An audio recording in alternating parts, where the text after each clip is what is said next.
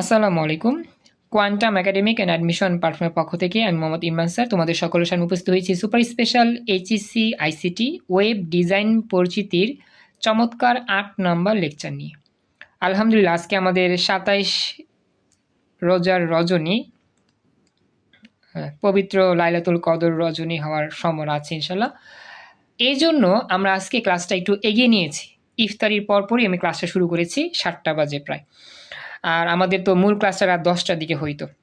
তো আমরা আজকে বেশি কম করবো না, আমাদের ইবাদত আছে, তো যতটুকু পারি।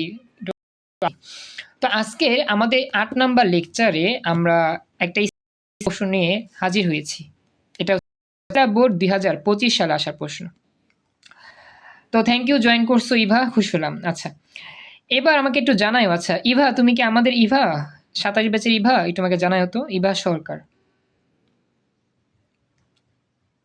তুমি একটু আমাকে জানাও ভয়েসে বা চ্যাট বক্সে, যাও তুমি কি আমাদের ২৭ ব্যাচের ইভা কিনা, আর্টসের ইভা কিনা। আচ্ছা, তো আমি তাহলে শুরু করি। দেখো, আমাদের আজকে যে প্রশ্ন, এটা আমাদের ২০২৫ সালে আসা, কুমিল্লা বোর্ডে আসা প্রশ্ন। প্রথমত আমরা উদ্দীপকটা ভালো করে পড়ব। এখানে দুইটা উদ্দীপক দেখতে পাচ্ছ। দৃশ্যকল্প ১-এ একটা বক্স লেখা আছে, আর দৃশ্যকল্প ২-এর মধ্যে কিছু বাংলা কথা লেখা আছে। এখন তোমাদেরকে আমি জাস্ট বলতেছি দৃশ্যকল্প ২টার দিকে মনোযোগ দাও, কারণ দৃশ্যকল্প ১ হচ্ছে HTML। এই HTML কিন্তু আমরা এখনো শিখি নাই, যারা আর কি ২৭ ব্যাচ আছেন, উত্তেজিত ২৭ ব্যাচ। আর যারা ২৬ ব্যাচ আছেন আপনারা পারবেন এইটা দৃশ্যকল্প ১। কিন্তু আমাদের আজকের টপিকটা হচ্ছে ওয়েব ডিজাইন পরিচিতির যেই ওয়েবসাইটের প্রকারভেদ, সেইখান থেকে প্র্যাকটিস করা। এই জন্য আমরা দৃশ্যকল্প ২ পড়ব, দৃশ্যকল্প ১ আজকের টপিকের মধ্যে না। তো দৃশ্যকল্প ২-এ বলতেছি কি, যে আইসিটি শিক্ষক তার কলেজের দুই ধরনের ওয়েবসাইট ডিজাইন করলেন। ভালো করে মনোযোগ দিতে হবে। তো তোমাদের বলতেছি, আমরা যখন একটা উদ্দীপক পড়বো, সম্পূর্ণ মনোযোগটা থাকবে উদ্দীপকের দিকে। তো চলো শুরু করি। আইসিটি শিক্ষক তার কলেজের জন্য ২ ধরনের ওয়েবসাইট ডিজাইন করছেন। প্রথমটিতে হোম পেজ থেকে যে কোনো পেজে সরাসরি যাওয়া যায়, বা যাওয়া গেলেও এক পেজ থেকে অন্য পেজে সরাসরি যাওয়া যায় না। এই লাইনটা দ্বারাই তোমাকে বুঝতে হবে যে আমাদের আইসিটি শিক্ষক প্রথম যেই ওয়েবসাইটটা তৈরি করছে, সে ওয়েবসাইটটা কোন ওয়েবসাইটের মধ্যে পড়ে। এটা কি ট্রি ওয়েবসাইট, লিনিয়ার ওয়েবসাইট, তারপর হচ্ছে ওয়েব লিঙ্ক ওয়েবসাইট, নাকি কম্বিনেশন ওয়েবসাইট? তোমাকে এই প্রথম যে বাক্য আছে সেই বাক্যটা পড়ে গেস করতে হবে। যারা যারা আমাদের এই 7টা বা যে 6টা ক্লাস আমরা পড়ছি বেসিক ক্লাসে, যারা ক্লাসগুলো করো নাই, কোনো সমস্যা নাই। আজকে ক্লাসে জাস্ট আমি তোমাদের বুঝা পড়াবো, জাস্ট মনোযোগ দিবা। আমরা যখন বেসিক ক্লাসে আলোচনা করছিলাম, মূল বই যখন পড়ছিলাম, তখন আমরা পড়ছিলাম যে আমাদের কোনো একটা ওয়েবসাইটের হোম পেজ থেকে যে কোনো পেজে সরাসরি যাওয়া যায়। আর এটা হয় আমাদের একটা, হ্যাঁ কিছু বলতেছো তান্নি? হ্যাঁ, very good Tanni, thank you, very good. হ্যাঁ তান্নি উত্তর রাইট। ট্রি টপোলজি আমরা সবাই জানি যে আমাদের ট্রি টপোলজি না, ট্রি কাঠামো আর কি, যদিও টপোলজির সাথে এটা মিচিং হয়ে গেছে। তো বলি, আমাদের যে ওয়েবসাইটের মধ্যে ওয়েব পেজটা হোম পেজ থেকে যাত্রা শুরু করে, অর্থাৎ একটা ওয়েবসাইটের মধ্যে প্রথমে আমরা হোম পেজে প্রবেশ করব, এরপরে সেই হোম পেজ থেকে আমাদের যেই পেজে যাওয়া প্রয়োজন সরাসরি সেই পেজে আমরা চলে যেতে পারবো। এটাকে বলা হয় ট্রি কাঠামোর ওয়েবসাইটের গঠন। আমি আবারও বলতেছি, যারা যারা ওই বেসিক 6টা ক্লাস মিস করছেন একটু খেয়াল রাখবেন। আমাদের ট্রি কাঠামোর ওয়েবসাইটের গঠনটা হচ্ছে হোম পেজ নির্ভর কাঠামো। হোম পেজ নির্ভর কাঠামো অর্থাৎ আমাদের যে ওয়েবসাইটে হোম পেজ থাকে, যে ওয়েবসাইটে মূলত হোম পেজ নিয়ে কাজ করা হয়, হোম পেজ থেকে বিভিন্ন পেজে যাওয়া যায়, হোম পেজ থেকে সম্পূর্ণ ওয়েবসাইটটা আমাদের ডিজাইন করা যায়, বা হোম পেজে প্রবেশ করলে সম্পূর্ণ ওয়েবসাইট সম্পর্কে ধারণা পাওয়া যায়, সেই সকল যে আমাদের ওয়েবসাইট আছে তার নাম হচ্ছে ট্রি কাঠামোর ওয়েবসাইট। ট্রি কাঠামোর ওয়েবসাইট। তো আমি যে কথাটা বলছি, ইভা, ফখরুল, রবিন, তারপর হচ্ছে গিয়ে রত্না, তারপর হচ্ছে তান্নি, স্বপ্ন, তারপর হচ্ছে রিপা, বুঝতে পারছো? জাস্ট মূল কথায় হোম পেজ থাকবে যেখানে, সেটাই হচ্ছে ট্রি কাঠামো। ট্রি কাঠামো বা হায়ারার্কিক্যাল কাঠামো। জাস্ট এটা হচ্ছে ক্লু, মনে রাখতে হবে, এটা হচ্ছে ক্লু যে হোম পেজ থাকা মানেই হচ্ছে আমাদের ট্রি কাঠামোর ওয়েবসাইট। একটু আমাকে জানাবা রত্না, একটু আমাকে জানা তো, বুঝতে পারলা কিনা কথাটা? রত্না একটু আমাকে জানা রেসপন্স। Okay, thank you. তো এটা একটা স্পেশাল টপিক যে আমাদের হোম পেজ থাকবে, হোম পেজ থাকা মানে হচ্ছে ট্রি কাঠামো। ওকে, আর আমাদের মনে রাখতে হবে যে হোম পেজের যদি আমাদের কোনো একটা কাঠামো যেমন ট্রি কাঠামো হয়, ট্রি কাঠামোতে কিন্তু আমরা সরাসরি এক পেজ থেকে অন্য পেজে যেতে পারবো না। মনে রাখবা যে সরাসরি এক পেজ থেকে অন্য পেজে যাওয়া যাবে না, প্রথমে হোম পেজে যেতে হবে, সেই হোম পেজ থেকে পরবর্তী পেজগুলোতে আমরা মুভ করতে পারবো। পরবর্তী লাইনে কি বলছে, তবে দ্বিতীয়টিতে যে কোনো পেজ থেকে যে কোনো পেজে সরাসরি যাওয়া যায়। এখন তোমাদেরকে এটা গেস করতে হবে যে কোন ওয়েবসাইট রয়েছে, যে ওয়েবসাইটে যে কোনো একটা ওয়েব পেজ থেকে সরাসরি অন্য ওয়েব পেজে যাওয়া যায়। এটা আমরা মেন বইয়ে পড়ছিলাম, মেন টপিকে পড়ছিলাম। কারো কি মনে আছে যে কোন কাঠামোতে সরাসরি এক পেজ থেকে অন্য পেজে যেতে পারবো সরাসরি, কোনো বাধা নাই? বলো তো, কারো মনে আছে কিনা? যারা ক্লাস করছিলা বা যারা সিনিয়র আসো 26 ব্যাচ, তোমাদের জানার কথা, কারণ তোমরা এগুলো পড়ে আসছো, টেস্ট এক্সাম দিয়ে আসছো, আশা করি তোমাদের জানা উচিত। তারপরও গেস করো। আচ্ছা, এখানে কিছু বলতেছো তো বা? আচ্ছা, কথাটা আসতেছে না। কি বললা? সিকোয়েন্স। হ্যাঁ, আচ্ছা, হ্যাঁ বলি সিকোয়েন্স কাঠামো না, এটা হচ্ছে তোমার নেটওয়ার্ক কাঠামো হবে। চেষ্টা করছো, থ্যাংক ইউ। এটা হবে কি নেটওয়ার্ক কাঠামো। ওকে, থ্যাংক ইউ, চেষ্টা করছো। আচ্ছা, তো বলি যারা এটা একটু বুঝতেছেন না, আমাদের শুধুমাত্র নেটওয়ার্ক কাঠামো, যেটা ওয়েব লিঙ্ক কাঠামো বলি বা নেটওয়ার্ক কাঠামো বলি, সেই কাঠামোতে সরাসরি একটা পেজ থেকে অন্য পেজে যাওয়া যায়। এটুকু খেয়াল রাখবা, সরাসরি আমাদের একটা পেজ থেকে অন্য পেজে যাওয়া যায় সরাসরি, শুধুমাত্র আমার নেটওয়ার্ক কাঠামো বা ওয়েব লিঙ্ক কাঠামো যেটা আছে সেটা। ওকে, আচ্ছা, এটা গেল। এখন আমরা চলে যাচ্ছি আমাদের প্রশ্ন হচ্ছে গহন। বলতেছি কি যে দৃশ্যকল্প 2-এ যেই দুইটা ওয়েবসাইটের কথা বলা হয়েছে, সেই ওয়েবসাইট কাঠামো দ্বয়ের মধ্যে কোনটি অনেক সুবিধাজনক? তোমার মতামতে ব্যাখ্যা করো। তো আসলে আমাদের এই ধরনের প্রশ্নটার একবারই মূল চ্যালেঞ্জ হচ্ছে প্রথমে আমাকে চিহ্নিত করতে হবে উদ্দীপকটা পড়ার পর বা চিত্র দেখার পর যে আমাদের উদ্দীপকের কোন লাইনটার মধ্যে কোন ওয়েবসাইটের কথা বলছে, এটা কিন্তু আমাদের বুঝতে হবে। হ্যাঁ, এটা খেয়াল রাখতে হবে। আমরা কিন্তু অনেকেই জিনিসটা ভুল করি, আমরা উল্টোপাল্টা গেস করি। আমাদের প্রতিটা লাইন ভালো করে মনোযোগ দিয়ে পড়তে হবে। এরপর আমাদের গেস করতে হবে যে প্রথম বাক্যে কোন ওয়েবসাইটের কথা বলছে, পরবর্তী বাক্যে কোন ওয়েবসাইটের কথা বলছে। আমরা যদি গেস করতে ভুল করি, আমরা পরীক্ষায় যত বড় বড় করে লিখি, 2 পেজ, 2.5 পেজ, 3 পেজ যতই লিখি না কেন, 0 পাবো, ডাইরেক্ট 0 দেওয়া হবে। কেন 0 দেওয়া হবে? কারণ আমরা তো সঠিক উত্তর লিখতে পারি নাই, আমাদের চাইছে প্রশ্ন একটা, আমরা লিখছি আরেকটা। তো এই জন্য পরীক্ষার খাতায় ওই সাদা খাতা শুধু ভুইরা লিখলেই নাম্বার পাওয়া যায় না, লিখতে হবে পরিমাণ মতো এবং কি জেনুইন লেখা, যা চাইছে তা লিখতে হবে। আগডুম বাগডুম মনের ইচ্ছা যা আসলো বানা আছে না লেখা দিব, নাম্বার দিয়ে দিবে। ইন্টারের পড়ালেখার নাম্বার পাওয়া এত সহজ না। তো যারা আজকে ক্লাসটা করতেছেন, আপনাদেরকে আবারও মনোযোগ দিতে হবে। আমরা যখন একটা প্রবলেম সলভ করব, আমাদের মেইন বইয়ের প্রতিটা টপিক ভালো করে ব্রেনের মধ্যে রাখতে হবে। কারণ আমাদের কোন সময় কোন কথা থাকলে উত্তরটা কোনটা হবে এক্স্যাক্টলি আমাকে খুঁজে বের করতে হবে। যদি এই জায়গার মধ্যে 19-20 হয়ে যায়, আমি একবারে 0 পাবো। সিরিয়াসলি বলতেছি, একবারে 0, 1 নাম্বারও তোমাকে দেওয়া হবে না। কারণ এটা ইন্টারের খাতা, 9-10-এর খাতা না। 9-10-এর খাতা হয়তো বা 2-1 নাম্বার দিতে পারে, কিন্তু ইন্টারের খাতায় 1 নাম্বারও তোমাকে দেওয়া হবে না যদি তুমি উত্তরের যেই প্রশ্নের সাথে উত্তরের ম্যাচিং না রাখতে পারো, বা প্রশ্নে চাইছে একটা, লিখছো একটা, দিবে না নাম্বার। তো এই জন্য আর কি আমাদেরকে মেইন বইয়ের প্রতিটা টপিক ভালো করে ব্রেনে রাখতে হবে এবং আমাকে চিন্তা করতে হবে যে হ্যাঁ, এই লাইনটা থাকলে তো আমার এ উত্তর হয়, ওই লাইনটা থাকলে তো ওই উত্তর হয়, এগুলো গেস করতে হবে। তো আশা করি বুঝতে পারছেন। আমাদের প্রথম যেই বাক্যটা আছে এটা হচ্ছে ট্রি কাঠামোর ওয়েবসাইট, আর পরবর্তী বাক্যের মধ্যে আমাদের বলছে নেটওয়ার্ক কাঠামোর ওয়েবসাইট বা ওয়েব লিঙ্ক কাঠামোর ওয়েবসাইট। কিন্তু আমরা যদি এখানে কিছু ভুল করে ফেলি তাহলে আমাদের নাম্বারটা দিবে না, ডাইরেক্ট 0 দিবে। আমি যে কথাটা বলছি কথাটা কি বুঝতে পারছেন? ক্লাসে বাকিরা যারা আছে একটু আমাকে জানাইও, সবাই কি বুঝতে পারছো আমি যা বললাম? স্যার বুঝছি। ওকে, থ্যাংক ইউ। এখন আমরা চলো আমরা একটা ব্যাখ্যা করবো। এখন কথা হচ্ছে আমরা তো গেস করতে পারছি, প্রথমটা হচ্ছে ট্রি কাঠামো, পরেরটা হচ্ছে ওয়েব লিঙ্ক কাঠামো বা আমাদের নেটওয়ার্ক কাঠামো। এখন কোনটা সুবিধাজনক এটা আমাকে এখন ব্যাখ্যা করে বলতে হবে। চলো আমরা প্রথমে ব্যাখ্যা দিয়ে লাস্টে বলবো যে এটা সুবিধাজনক নাকি ওইটা সুবিধাজনক। Let's start. দেখো, এখন প্রথমত আমাকে এক লাইনে এ কথা লিখতে হবে। আমরা যে ভুলটা পরীক্ষার সময় করি, আমরা আসলে নাম লিখি না, বুঝছো? প্রথম কাঠামোর নাম এটা, দ্বিতীয় কাঠামোর নাম এইটা, এটা না লিখে ডাইরেক্ট ব্যাখ্যা দিই। এখানেও 1 নাম্বার কেটে দেওয়া হবে।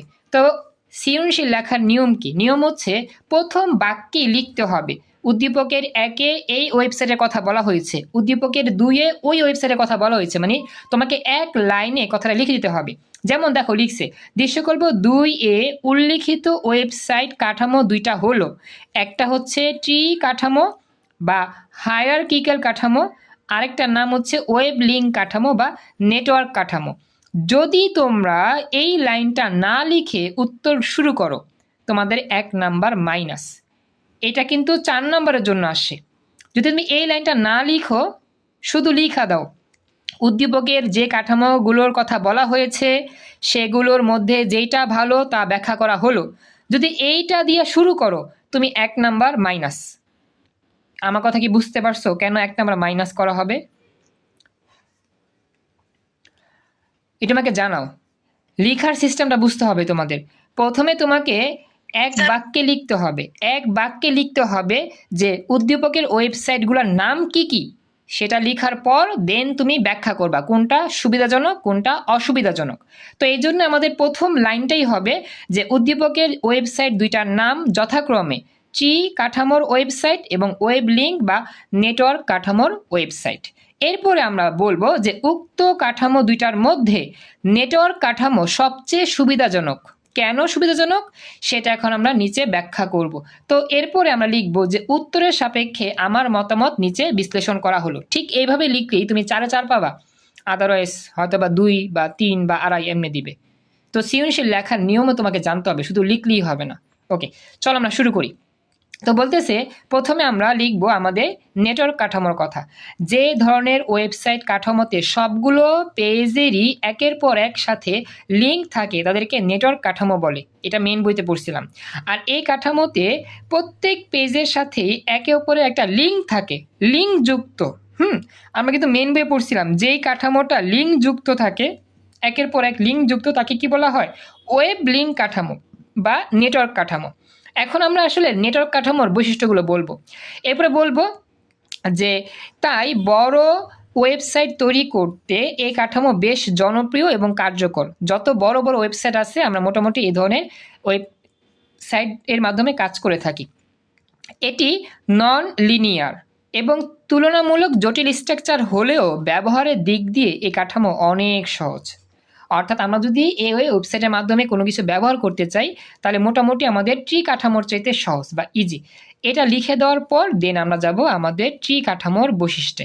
এখন লিখব অপরদিকে যে ওয়েবসাইটের পেজগুলো গাছের শাখা প্রশাখার মতো, গাছের শাখা প্রশাখার মতো সাজানো থাকে তাকে ট্রি কাঠামো বলা হয় বা ট্রি কাঠামোর ওয়েবসাইট বলা হয়। আর এই ওয়েবসাইটটা হয় হোম পেজ নির্ভর, আমরা জানি এটি হোম পেজ নির্ভর ওয়েব কাঠামো। আর ট্রি কাঠামোতে হোম পেজে মেনু থাকে, সাব মেনু থাকে এবং অন্যান্য পেজের লিঙ্কও থাকে। তাই এক পেজ থেকে অন্য পেজে সরাসরি যাওয়া যায় না। কেন সরাসরি যাওয়া যায় না? কারণ আমাদের এই হোম পেজের আশেপাশে অনেকগুলো পেজের লিঙ্ক থাকে। তো এক পেজ থেকে অন্য পেজে যাইতে চাইলে প্রথমে হোম পেজে আসতে হয়, দেন যেই পেজে আমি যেতে চাচ্ছি সেই পেজে যাওয়া যায়।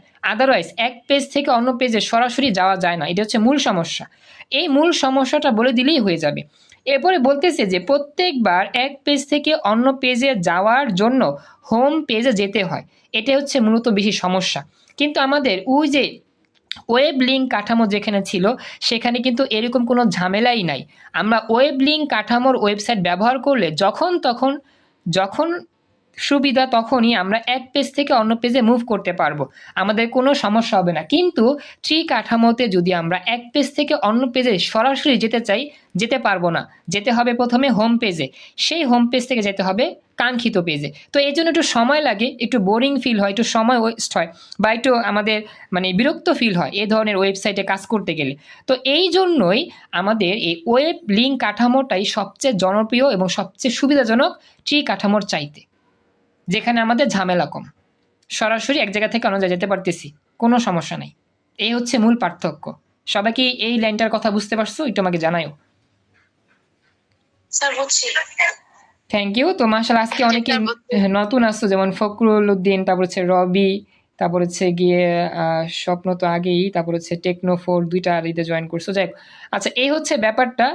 রিমা মেবি তুমি, তো এই হচ্ছে ব্যাপার। তো আমরা এরপরে কি লিখবো? আমি তো দুইটা গঠন লিখলাম, এরপর লিখবো যে পরিশেষে বলা যায়, উপরোক্ত আলোচনা থেকে বলা যায় যে উদ্দীপকের কাঠামো দুটির মধ্যে নেটওয়ার্ক কাঠামো অনেক সুবিধাজনক। স্বপ্ন একটু আমাকে জানাও যে স্বপ্ন বুঝতে পারলা কিনা এতটুকু। জি স্যার বুঝতে পারছি। স্যার বুঝছি। Thank you so much. একটু ওয়েট করো, আমরা দেখি আমাদের টাইম কতক্ষণ। আমাদের সময় হচ্ছে 7:24 মতো বাজে। আচ্ছা দেখি আরেকটু আমরা আলোচনা করতে পারি, একটু সময় ওয়েট করো। হ্যাঁ আচ্ছা, তো আমি এইটাই লাস্ট অফ অল আজকের জন্য। হ্যাঁ আমরা আর বেশি লং করব না, এটাই লাস্ট। চট্টগ্রাম বোর্ড 25 ক্লাস 5 কতক্ষণ হয়? ক্লাস কতক্ষণ বুঝতে পারি না, আবার বলো। মানে ক্লাসটা মানে কত সময় ধরে হয়? আচ্ছা আমার এই ক্লাসটা হয় 40 মিনিট। ইংরেজি, আইসিটি, বাংলা যে ক্লাসগুলো সেগুলো 40 মিনিট করে হয়, 40 মিনিটস। আজকে একটু তাড়াতাড়ি শেষ করতে হবে, হ্যাঁ কারণ আমাদের নামাজ আছে তো এই জন্য। ওকে তাহলে আমরা যাই, ক্লাস শুরু করি। ওকে আমি এই ক্লাসের শিডিউলগুলো কেমনি কি পরে জানা দিব। আপাতত দেখো, চট্টগ্রাম বোর্ড 25 সালে আসার প্রশ্ন। তোমরা দুইটা চিত্র দেখতে পাচ্ছ। এখন তোমরা যদি আমাকে বলতে পারো, কেউ বলো তো চিত্র একের নাম কি হবে? চিত্র একের মধ্যে দুটা তীর চিহ্ন দুদিকে আছে, তাহলে দুটা তীর চিহ্ন যদি দুদিকে থাকে তাহলে লিনিয়ার কাঠামো হয়। আচ্ছা তো এখানে তার নিয়ে বলছো লিনিয়ার কাঠামো। আর বাকিদের কারো কোনো কি মতামত আছে? বলো তো চিত্র একের নাম কি হইতে পারে? এনিওয়ান? এই দুইটা চিত্রের মধ্যে একটু ঝামেলা আছে বুঝছো। চিত্র একের মধ্যে দুই দিকে তীর চিহ্ন, চিত্র দুইয়ের মধ্যেও দুই দিকে তীর চিহ্ন। আবার এখানে হোম পেজ আছে, আবার এখানেও হোম পেজ আছে। এটা একটু দুই জায়গা মানে দুইটাই সেম প্রায়, তারপরও একটু ডিফারেন্ট আছে, একটু ব্যতিক্রম আছে দুইটার মধ্যে। আচ্ছা একটু হয়তো বা কষ্ট হচ্ছে তোমাদের। আচ্ছা লেখা আছে দেখো সাব পেজ, কিন্তু এখানে কোনো সাব পেজ লেখা নেই। এখানে কোনো সাব পেজ লেখা নেই, সরাসরি হোম পেজ থেকে এদিকে এদিকে এদিকে দিয়ে।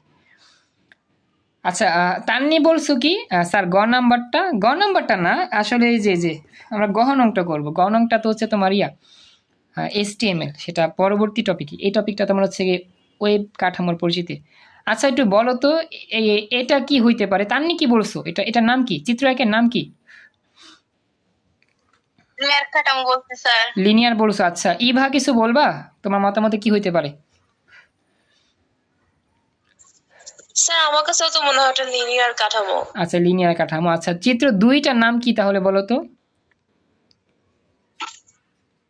কি জানি স্যার, দুটাই উল্টাপাল্টা লাগতেছে।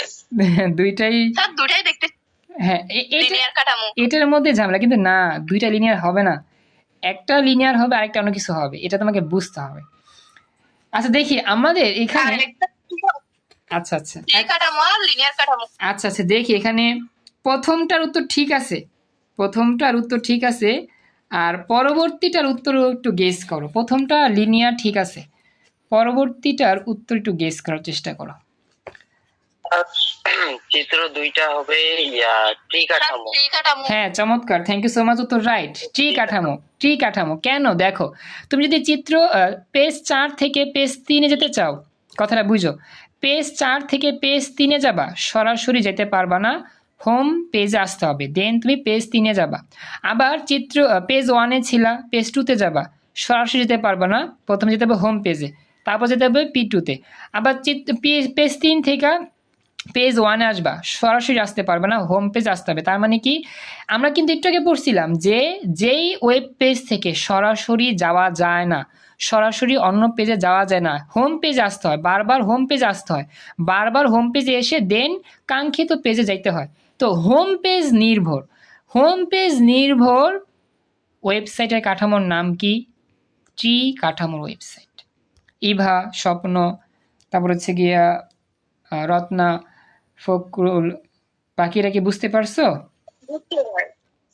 জি স্যার, বুঝছি। এটা একটু খেয়াল রাখবা। বুঝছি স্যার। যদিও এখানে হোম পেজ আছে, কিন্তু দেখো এই হোম পেজ থেকে আমরা কিন্তু সবগুলো পেজের মধ্যে কানেকশন দেখতে পাচ্ছি না। এই হোম পেজের সাথে পেজে 1-এর কানেকশন শুধু, আর কোনো কানেকশন নাই।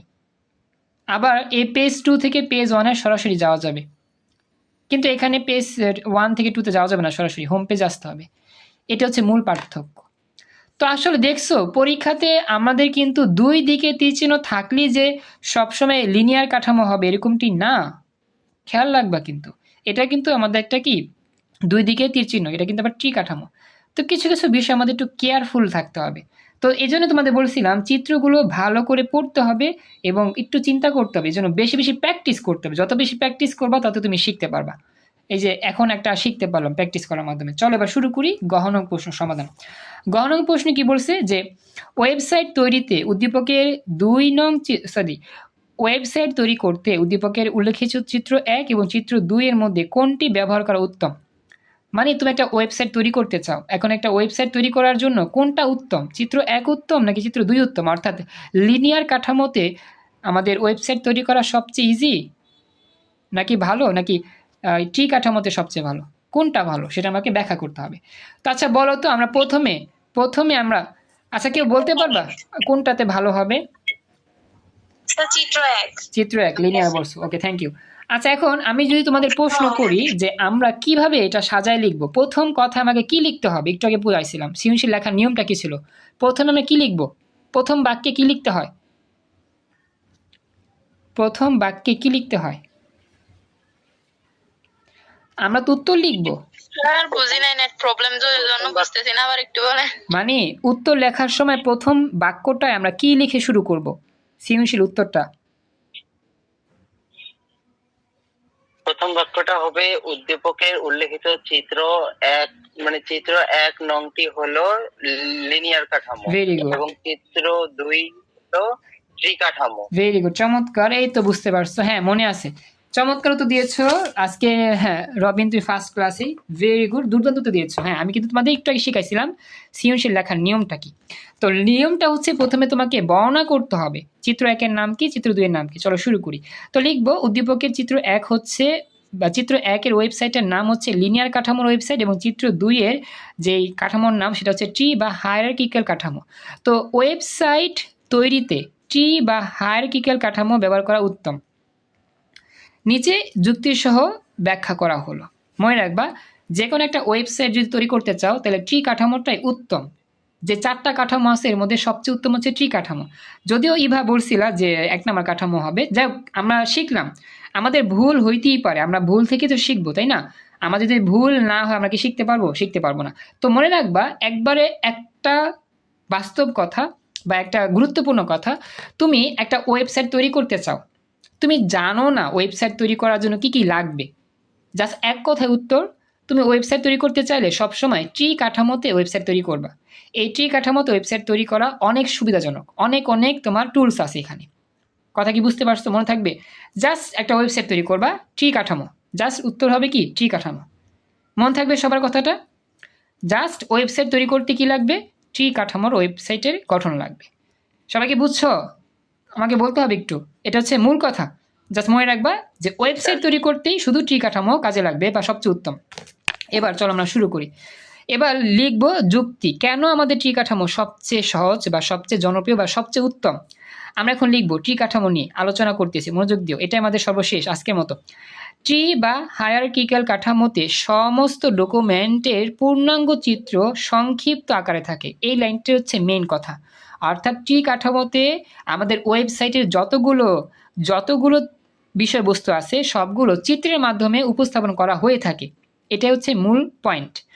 বিস্তারিত তথ্যের জন্য হোম পেজের লিঙ্ককে ব্যবহার করে পরবর্তী পেজগুলোতে যাওয়া যায়।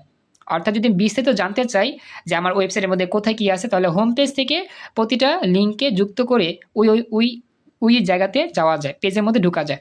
এরপরে বলতেছে যে ওয়েবসাইটের কাঠামোর মধ্যে হায়ারার্কিক্যাল কাঠামো সবচেয়ে সহজ ও জনপ্রিয়। মানে ওয়েবসাইটে যে 4টা কাঠামো আছে এর মধ্যে আমাদের ট্রি কাঠামো হচ্ছে সবচেয়ে সহজ এবং জনপ্রিয়। আর এই পদ্ধতিতে ওয়েবসাইটের বিভিন্ন শাখাগুলোকে আলাদা আলাদাভাবে যুক্ত করা হয়ে থাকে, যেহেতু এখানে শাখা প্রশাখার মতো পেজগুলো পাওয়া যায়। তো হোম পেজ থাকে, সাব মেনু থাকে এবং অন্যান্য পেজের লিঙ্কও থাকে। এর ফলে কি হয়, সুবিধাটা কি? এর ফলে ওয়েবসাইটের ভিজিটাররা সহজেই বুঝতে পারে যে কোন অংশে তার প্রয়োজনীয় তথ্যগুলো রয়েছে। অর্থাৎ আমাদের ট্রি কাঠামোতে তো যেহেতু শাখা প্রশাখার মতো অনেকগুলো পেজ থাকে, তো এতগুলো পেজ থাকার সুবিধাটা হচ্ছে যারা এই ওয়েবসাইটকে ভিজিট করবে তারা সহজেই বুঝতে পারবে যে তার যেই জিনিসটা প্রয়োজন সেই জিনিসটা কোন পেজের মধ্যে লুকায়িত আছে। তো এটাই বলছে। আচ্ছা, বুঝতে পারছি, নেট প্রবলেম, রেকর্ড চলতেছে, ক্লাস ইউটিউবে আপলোড হবে, দেখে নিও পরে। এখন মনোযোগ দাও একটু কষ্ট করে। তো এটাই বললাম আর কি, খেয়াল রাখবা যে এতে করে যারা ভিজিট করবে ওয়েবসাইট তারা সহজেই বুঝতে পারবে যে তার প্রয়োজনীয় তথ্যগুলো কোথায় রয়েছে। তো এরপরে বলবো বিভিন্ন প্রতিষ্ঠানের ওয়েবসাইট যেমন স্কুল, কলেজ, ব্যবসায়িক প্রতিষ্ঠানের ওয়েবসাইট এ ধরনের হয়ে থাকে। আর বেশিরভাগ অনলাইন সিস্টেমে এই কাঠামো ব্যবহার করা হয়। এই ধরনের কাঠামোতে মূল বিষয়ের তালিকা বা মেনু তৈরি করে সাব মেনু তৈরি করা হয়ে থাকে। এগুলো একটু মানে আমরা গঠনগুলো বলে দিব। পক্ষান্তরে, এখন এটা লেখা শেষ, এবার লিখবো আমরা এখন ওই যে পরবর্তী যে ওয়েবসাইটে সেটা আর কি। পক্ষান্তরে যখন কোনো একটি ওয়েবসাইটের পেজগুলো নির্দিষ্ট ক্রমানুসারে ভিজিট করার প্রয়োজন হয় তখনই সিকোয়েন্স বা লিনিয়ার কাঠামো ব্যবহার করা হয়। এই ধরনের পেজগুলোতে সাধারণত আমরা জানি নেক্সট, প্রিভিয়াস, লাস্ট, ফার্স্ট ইত্যাদি লিঙ্ক ব্যবহার করে ইউজার পেজ ভিজিট করতে পারেন। অর্থাৎ এই কাঠামোর মধ্যে ইচ্ছে মতো নির্দিষ্ট পেজে যাওয়া যায় না। অর্থাৎ আমরা যে ট্রি কাঠামোতে ইচ্ছে মতো নির্দিষ্ট পেজ যেতে পারবো, হোম পেজ থেকে যেতে পারবো, কিন্তু আমাদের এই যে সিকোয়েন্স কাঠামো আছে, সিকোয়েন্স কাঠামোতে ইচ্ছে মতো আমরা কি করতে পারবো না, এক পেজ থেকে অন্য পেজে ভিজিট করতে পারবো না। এখানে আমাদের কিছু আইকন আছে, এই আইকনগুলো ফলো করতে হবে। এরপরে লাস্টে বলবো, সুতরাং লিনিয়ার ও হায়ারার্কিক্যাল কাঠামোর মধ্যে ওয়েবসাইট তৈরির জন্য হায়ারার্কিক্যাল কাঠামো বা ট্রি কাঠামো অধিক উত্তম। প্রথমত আমরা ট্রি কাঠামোর সুবিধাগুলো বেশি বলবো, এটার ভালো কথাগুলো বেশি বলবো, দেন আমরা পরবর্তী কাঠামোর একটু খারাপ দিকগুলো বলবো, ব্যাস হয়ে যাবে। এভাবেই আমাদের সৃজনশীল লিখতে হয়। এটাই হচ্ছে আমাদের উত্তরের সম্পূর্ণ ব্যাখ্যা। একটু আমাকে জানাও যারা যারা সম্পূর্ণ ক্লাসটা মনোযোগ দিয়ে শুনছো, ফখরুল, রবিন, রত্না, তান্নি, স্বপ্ন, তারপর হচ্ছে রিমা, V22, তোমার নাম তো আমি জানি না, আমাকে জানাও সম্পূর্ণ ক্লাসটা ভালো করে বুঝতে পেরেছো? জি স্যার, সম্পূর্ণটা বুঝতে পেরেছি। Thank you so much. একটা বিষয় বলি, যারা 7টা ক্লাস মিস করছো ইউটিউবে দেওয়া আছে, লিঙ্কটা দিব, দেখে নিও, তাহলে হয়ে যাবে। আজকের মতো 8 নম্বর লেকচার এখানেই কমপ্লিট।